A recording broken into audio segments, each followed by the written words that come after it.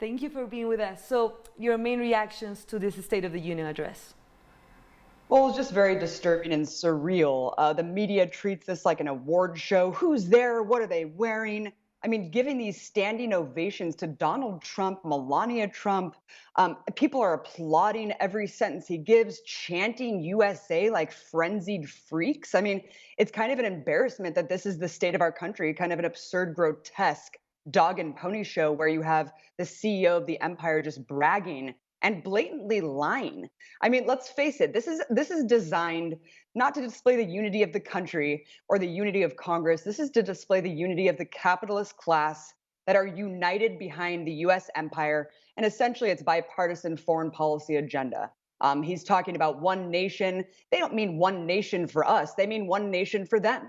The 0.1%, not an America where 40% of the country's living paycheck to paycheck and don't have enough savings for an emergency.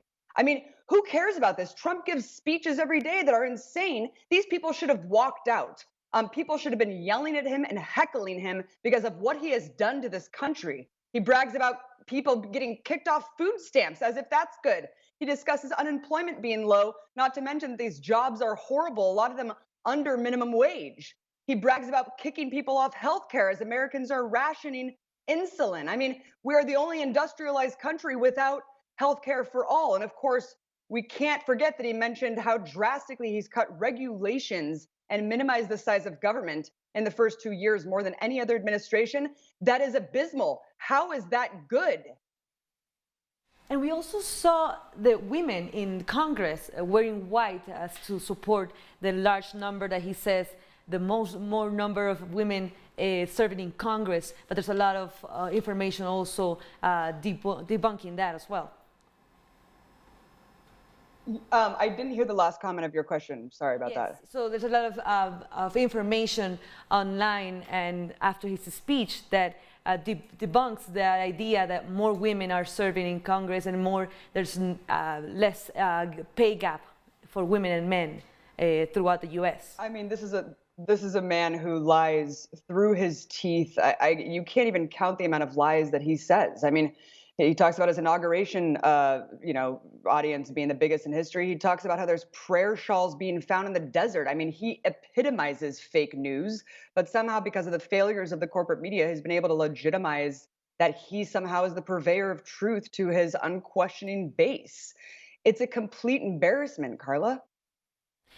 And also a very important topic that he discussed was Venezuela. He again says that the U.S. is supporting this lawmaker that has imposed himself as the president of Venezuela and saying that there won't be socialism in the U.S. Right. This is my favorite part about it. He says, we've faced down evil empires in the past and we've defeated fascism. Really? Because I'm pretty sure the U.S. is the greatest purveyor of violence. The U.S. is the most evil empire, and the U.S. is backing an undemocratic illegal coup as we speak in Venezuela, where the fascist right could take over the country and, of course, erase the voice of 7 million Chavistas. So I found that extremely disgraceful. We know that socialism is thriving. We know that people are rejecting capitalism more than ever before. That's why Bernie Sanders is popular, far more popular than Trump, and that's why he will crush him in the general election as a self-proclaimed socialist. So, he paid it to Venezuela and said, we recognize this strange man who essentially was self-appointed by a cabal within the National Assembly, a corrupt body that ceased to function. So, of course, they had to work around this. And it's just absolutely disgusting and disgraceful to see the U.S. empire time and again overthrow democratically elected leaderships, usurp the democratic processes of several countries in Latin America that then cause the migrant crisis, cause the immigration crisis. And there's just no reflection or understanding with the general American public about how these things fit together. And when you have a president that's a proto-fascist punching down at immigrants, punching down at brown people to blame them on the crisis that him and his friends have created. And of course, the migration topic continues to be a debate. What are your thoughts on his issue of actually building a wall and sending more troops to the border, talking about humanitarian aid or help when more migrant children are being separated from their families at the border? Look, there is a wall that extends nearly the entire span of the southwestern US border.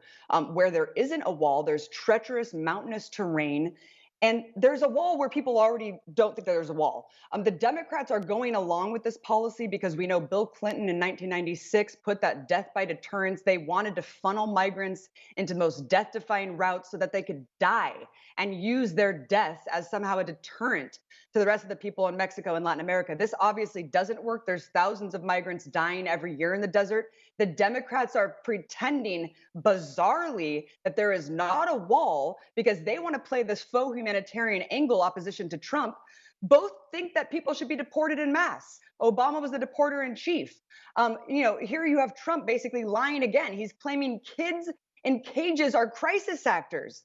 Their parents are using children as pawns, that the Mexican government is putting gangs and drug dealers on these migrant caravans. I mean, it is disgraceful, this kind of rhetoric. Remember, we cannot normalize this behavior. We cannot normalize a fascist sitting in office encouraging to shoot migrant children at the border. This rhetoric has impact. And he has the audacity to use the synagogue shooting as a way to fight anti-Semitism in this country. What he doesn't mention is that mass murder was a direct correlation to his rhetoric against the migrant caravan. So how far is this going to go? I mean, this whole proposition that he made was basically an announcement that he is going to drastically escalate this fascist war on immigrants far past than we've already seen. And that really, really scares me. And it's disgraceful that the Democrats are going along with this and pretending like, oh yeah, we'll give you whatever you want. And Abby, this is Danny, by the way. Just quickly, do you think the Democrats will give in, or do you think there will be another shutdown, or how do you think this will play out?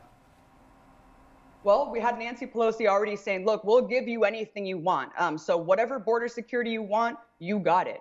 And we know how far Trump's willing to go. They are egging him on time and again. We know that Trump, basically, he thrives on his own ego, and he is not going to back down. So they want to keep goading him. Go ahead. This guy is not playing around. So who knows what he's going to do to shut down the government, put tens of thousands, hundreds of thousands more lives at bay without food, without food stamps, without housing. So much is connected to the government. And he just wants to prove at the end of the day, he could do whatever he wants.